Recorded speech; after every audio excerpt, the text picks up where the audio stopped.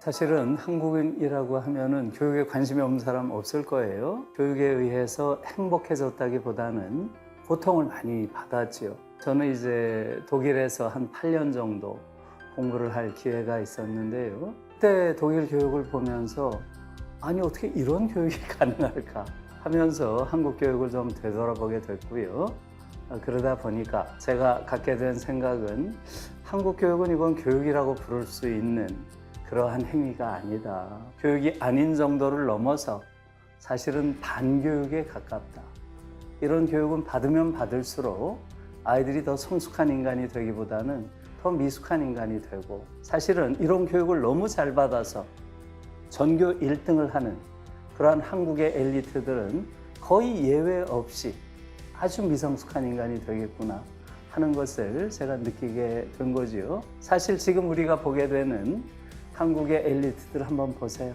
이렇게 미성숙한 엘리트들이 지배하는 나라가 지구상 어디에 있습니까? 지금 의사들이 하는 행태, 판사들이 하는 행태, 검사들이 하는 행태 한번 보세요. 저는 사실은 그런 걸 보고 굉장한 분노를 느끼고 있고요. 저는 그들이 보이는 그러한 미성숙한 행태가 잘못된 교육의 결과라고 봐요. 예를 들면 공부만 조금 잘하면 모든 게 용서되는 그런 교실에서 12년 동안 교육을 받으면 어떻게 성숙한 인간이 되겠습니까? 그렇기 때문에 그런 맥락에서 보면 한국 사회의 엘리트라고 하는 집단도 한국 교육의 큰 희생자죠. 그 결과 이렇게 미성숙한 엘리트들이 된 것이죠.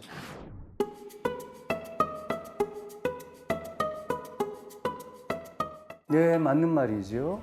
저는 사실은 지금 이 저출산 문제를 상당히 기능주의적으로 접근을 해서 무슨 돈을 가지고 자꾸 해결하려고 하는데 그것은 근본적인 문제에 대한 답변이 아니라고 봅니다. 지금 아이들을 낳지 않고자 하는 그러한 젊은이들의 일종의 저항은 어디서 올까요?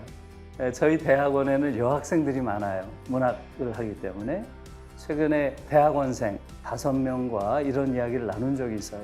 지금 여러분들은 앞으로 아이를 낳을 것인가 했더니 놀랍게도 5명 전원이 안 낳겠대요. 제가 그걸 보고 정말 좀 충격을 받아서요. 이 문제가 정말 심각한 문제구나 이렇게 느꼈고요. 왜 아이를 낳지 않으려고 하느냐 했더니 한 아이가 한 말이 너무 가슴이 아픕니다. 이 지옥 속에 내 아이를 쳐넣을 자신이 없어요. 처라는 말이 너무 처절해요. 그러니까 옆에 있던 아이가 저는 학교 다닐 때 행복했던 기억이 없습니다.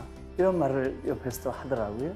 옆에 아이들이 다 머리를 끄덕끄덕해요. 저는 그 말에 한국의 저출산의 핵심적인 원인이 있다고 봅니다.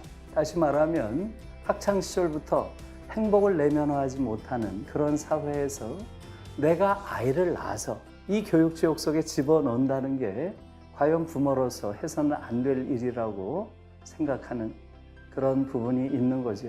사실은 너무 처절한 이야기죠. 그래서 저는 여러 가지 지금 이 저출산을 극복하기 위한 여러 가지 기능적 어떤 제도적 그러한 지원을 하겠다 이런 것들은 너무나 많이 나오고 있지만 사실은 근본적으로는 한국 사회를 기본적으로 우리 아이들이 성장하는 과정에서 행복하고 성인이 된 이후에도 행복한 그런 사회가 될 것이다 라고 하는 확신을 국민에게 주지 못하는 한 저출산 문제를 넘어서기는 굉장히 힘들 것이다. 교육을 통해서 행복한 아이들을 길러내야 하고요. 그 아이들이 행복한 성인이 될 수 있는 제도적인 틀이 필요하다는 거죠.